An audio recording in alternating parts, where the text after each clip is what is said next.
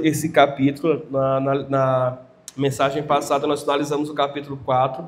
Então nós vamos meditar em Amós, capítulo 5, versículos 1, 2 e 3. Amós, capítulo 5, versículos 1, 2 e 3. O tema da nossa mensagem hoje é o lamento do profeta. O lamento do profeta. Amós, capítulo 5, versos 1, 2 e 3. Amém? Diz assim, ouça esta palavra, ó nação de Israel, este lamento acerca de vocês. Caída para nunca mais se levantar está a virgem de Israel, abandonada em sua própria terra, e não há quem a levante. Assim diz o soberano, o Senhor, a cidade que mandar 1.000 para o exército, ficará com 100.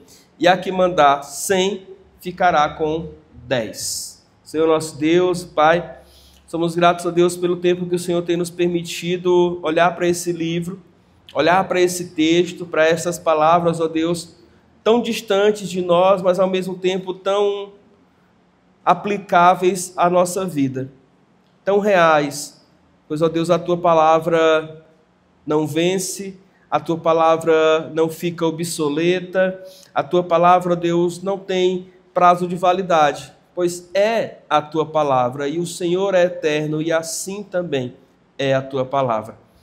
Que o Senhor Deus nos ensine, nos faça, ó Deus, guardar no coração estes ensinamentos e praticá-los, para que possamos, ó Deus, andar contrário ao pecado e andar, ó Deus, de acordo à Tua vontade. É a nossa oração no nome de Jesus. Amém. Amados, são 3 versículos que dá uma dor no coração quando a gente olha. Não é à toa que a Bíblia de Estudo Genebra, quando vai colocar os subtítulos, ela coloca para esse texto aqui do capítulo 5, um subtítulo de lamento, de dor. O anúncio, o prenúncio é de um texto extremamente dramático, difícil. Se a gente pudesse pegar essas palavras e espremê-las, certamente encheríamos um copo grande com lágrimas, porque não foi um texto fácil de ser falado, de ser escrito, e muito menos de ver se cumprindo essa palavra. Nós estamos falando, mais uma vez, do povo de Deus, a nação que o Senhor chamou para ser a sua nação profética, a nação de sacerdotes, aqueles que seriam o povo modelo, o povo em quem os outros povos deveriam basear o seu jeito de existir, as suas leis, o seu governo e principalmente a sua espiritualidade, para não dizer religiosidade, a sua maneira de adorar a Deus, a sua maneira de viver a Deus. Mas é justamente esse povo aqui que vai passar por este lamento, que vai passar por essa dificuldade. O reino de Israel, que mais uma vez enfatizo, durante o período do livro de Amós estava em paz, prosperidade e desfrutando de grandes bênçãos. Mas Amós para Israel, tal qual Jeremias para Judá e Jerusalém, foram chamados para olhar além das circunstâncias, para olhar além daquilo que o tempo estava mostrando. E se a gente parar para pensar, o homem de Deus e a mulher de Deus, ele deve aprender a olhar para a vida pela fé, e não por aquilo que a economia está dizendo, a história está dizendo, a ciência está afirmando, ou os governantes estão por aí prometendo.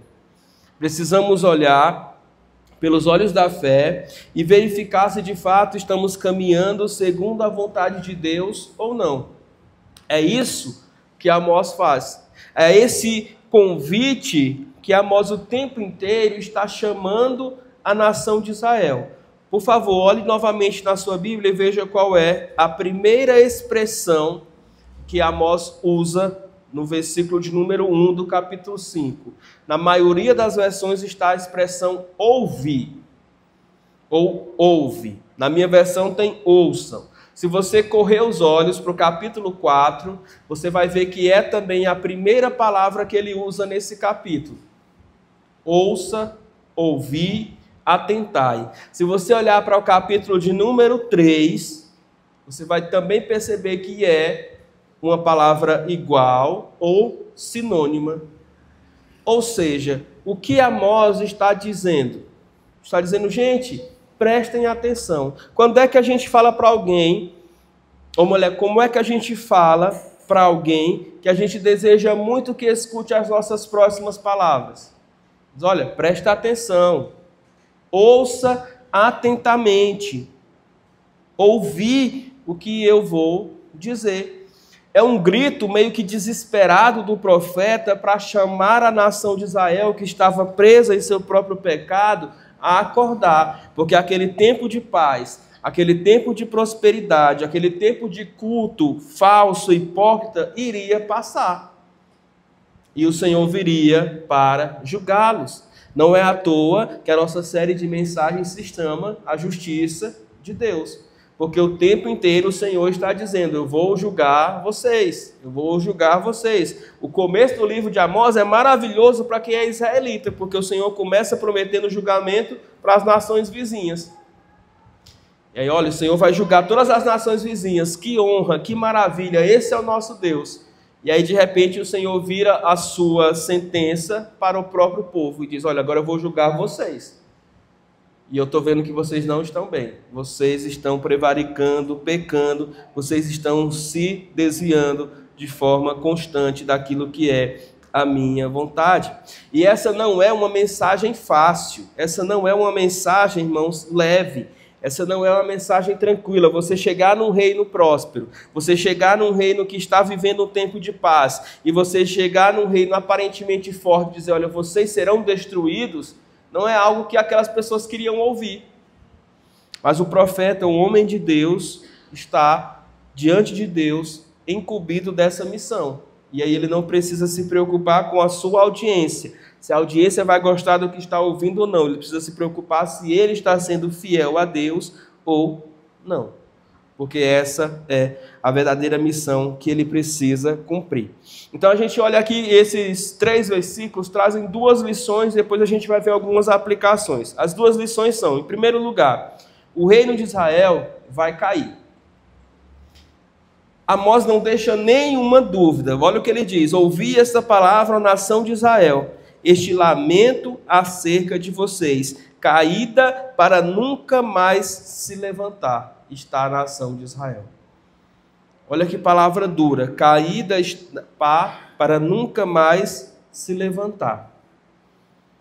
Sabe, todos nós aqui já caímos em algum momento da vida, mas graças a Deus a gente se levantou.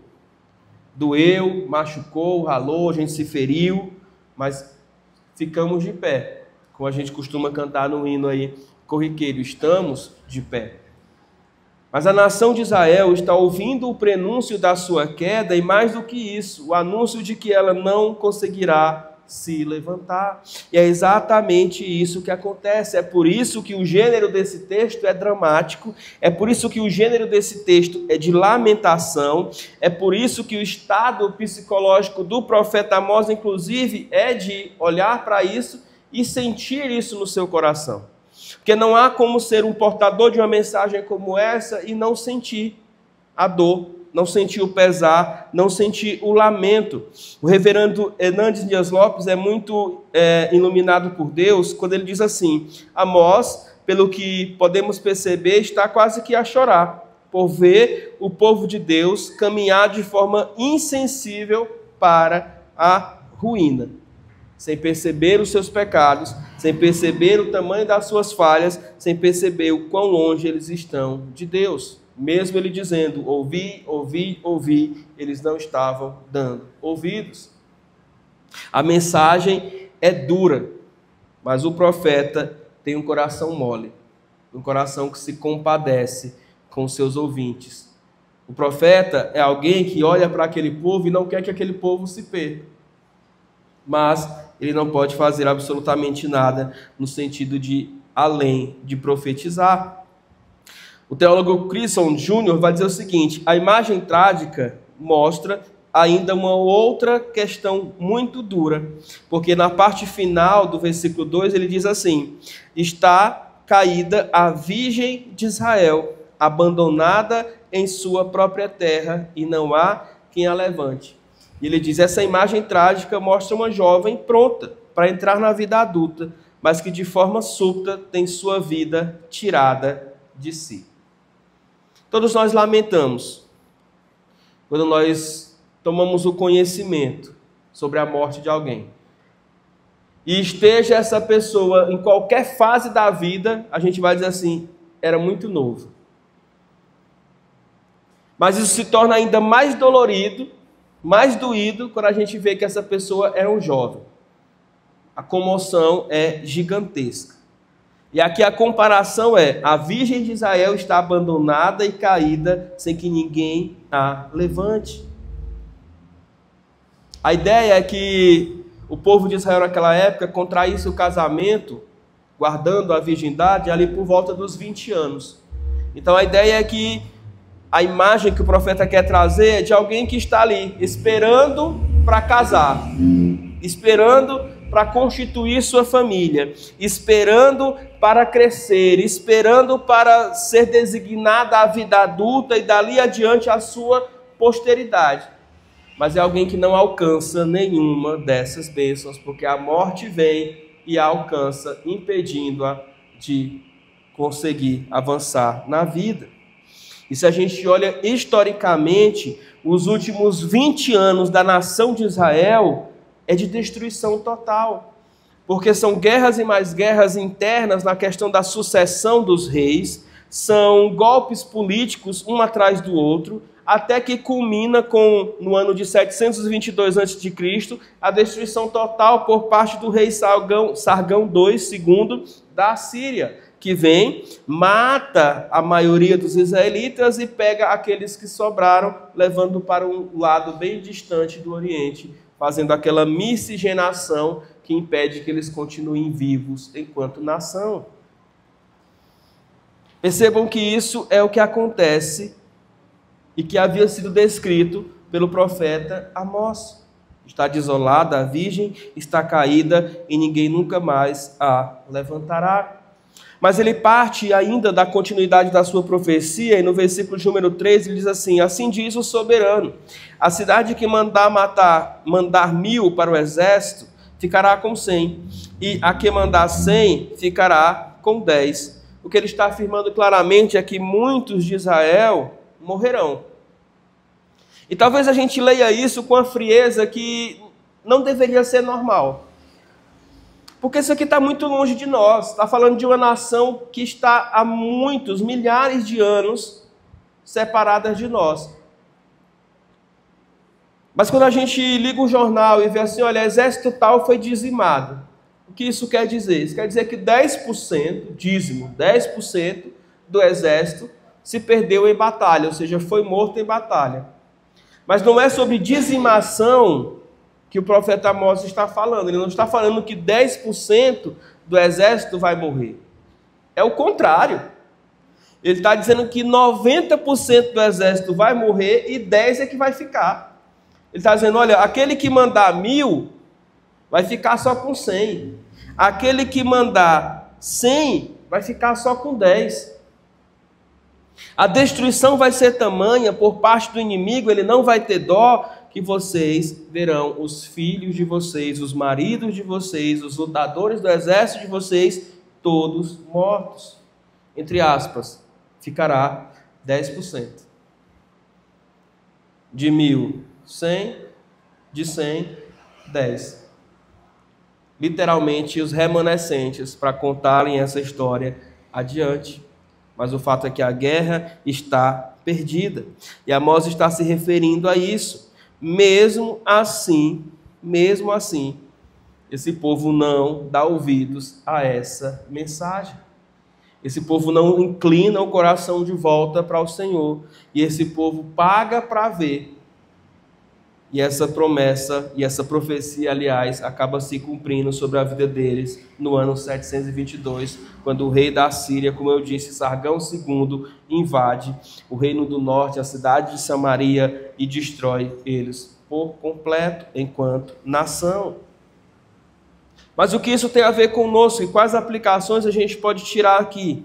Primeiro, Amós, ao decretar a destruição de Israel, ao erguer um lamento sobre a nação de Israel, ele está batendo na tecla da efemeridade, ou seja, da fragilidade dos poderes e das estruturas humanas. Repito, não estavam em guerra, não estavam empobrecidos e não estavam sequer achando que alguma coisa ia acontecer. Então Amós chega num país que está em paz, num país onde tudo vai bem, diz: vocês serão destruídos, porque o pecado de vocês tem chegado até o Senhor e o Senhor vai julgar vocês enquanto seus filhos. Irmãos, não há problema nenhum em participarmos de projetos ideológicos. Não há problema nenhum em termos a nossa defensoria pelo lado político ou causa humanitária, como queira dizer. Não há problema nenhum em fazermos isso e sermos cristãos, desde que isso não contrarie os princípios bíblicos. Mas a gente precisa entender que a política deve ser usada para a glória de Deus. E não, de maneira nenhuma, Deus ser usado para a glória da política ou dos políticos. Porque são duas coisas bem diferentes. Um político que usa da política para a glória de Deus e alguém que faz uso da glória da política para fazer, da glória de Deus para fazer politicagem. Sabe, desde algum tempo para cá, tornou-se muito comum o fato das coisas andarem juntas, misturadas, e eu não vejo resultados nisso. Foi o que dissemos aqui na quarta-feira passada. O censo do IBGE a cada ano, ou a cada temporada que ele é liberado, nos envergonha. Porque o número de cristãos só aumenta, e em todas as esferas da sociedade. Mas a gente não vê isso reverberando por meio das boas obras que esses cristãos deveriam praticar. Além disso, Amós nos ensina que nós precisamos ser fiéis no culto a Deus e no respeito e consideração aos menos favorecidos. Se você ler de novo o capítulo 4, o capítulo anterior a esse, você vai perceber que boa parte da crítica do profeta ao povo era que eles eram nobres, ricos, e se faziam ricos por meio da opressão e da exploração dos menos favorecidos. O culto deles, inclusive, não era aceito. O dízimo deles, embora fosse um dízimo que fosse dado com maior frequência que os demais, não era aceito por Deus. Por quê? Porque era fruto da desobediência, da opressão e da humilhação aos demais. Se a gente olha para o começo da igreja no livro de Atos, a gente vai ver uma preocupação da igreja sempre em assistir aqueles que são necessitados e chegam ali para suprir as suas necessidades. Nós vemos que um próprio corpo dentro da igreja é criado em termos de ministério para isso. Quem lê o livro de Atos vai ver que a formação do grupo diaconal não é para status, não é para servir a ceia de vez em quando, não, mas é para que os irmãos pudessem dia após dia auxiliar os líderes da igreja na assistência aos necessitados. Então precisamos ter esse coração que se volta para Ele. Uma terceira aplicação que o livro de Amós, aqui no capítulo 5, versículos 1, 2 e 3, deve nos trazer e pode nos trazer, é que nós precisamos ser fiéis à palavra de Deus. Não podemos enfeitar o Evangelho, não podemos amenizar o Evangelho, não podemos apresentar apenas uma parte e nos esquecermos de outra. Amós chega para uma nação que está em paz, diz: vocês terão guerra. Chega para uma nação que é próspera e diz: vocês perderão tudo. E chega para uma nação que está achando que está ali vivendo bem, com Deus, dizendo: vocês estão em pecado. Então o evangelho que a gente prega, irmãos, precisa apresentar todas as suas vertentes. E principalmente aquilo e quem Deus é. Porque o nosso Deus é o Deus da lei, mas também o Deus do Evangelho.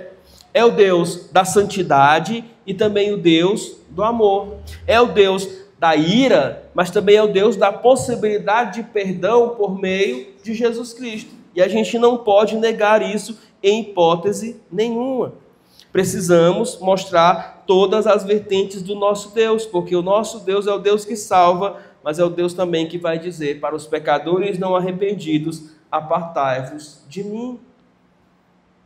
Então não podemos nos esquecer disso, fugir disso ou tentar não pregar sobre isso.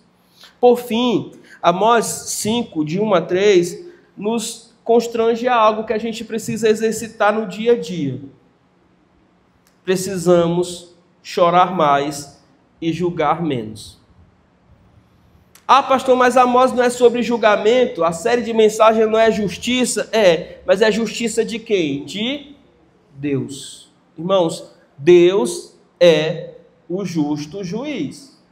Não delegou a mim, não delegou a você, não delegou a nenhum de nós a função de julgarmos. Nem os de dentro, nem os de fora.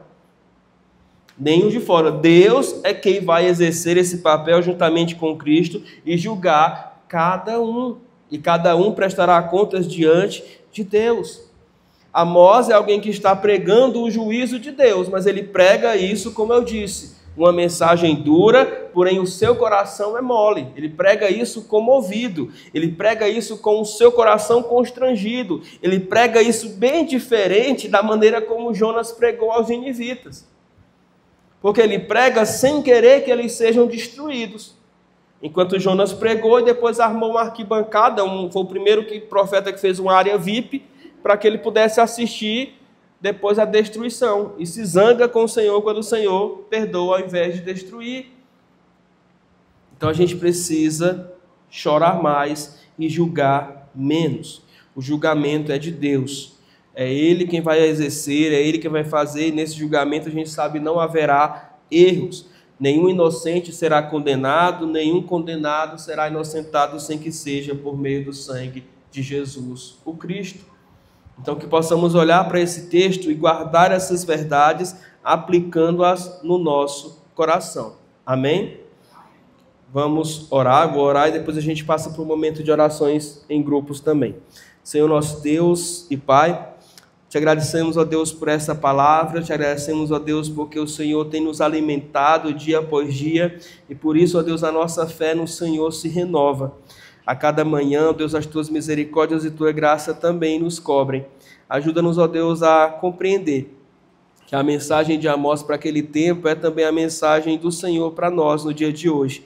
E que possamos, ó Deus, viver uma vida, ó Deus, que te agrade, no temor do Senhor, entendendo que qualquer circunstância, ó Deus, não é e nunca será maior do que a vida pela fé e a fé no Senhor e Salvador Jesus Cristo. Que o Senhor continue a nos abençoar no tempo de oração que teremos, que as nossas orações cheguem até o teu trono de graça e glória e possam ser pelo Senhor respondidas conforme a tua vontade. É o que pedimos e agradecemos no nome de Jesus. Amém. Então vamos nos multiplicar, né? Não é dividir, multiplicar, homens e mulheres, estamos assim orando uns pelos outros, compartilhando.